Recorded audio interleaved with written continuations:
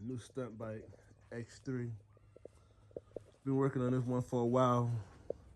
Finally got the transmission pulling, responding like I need it.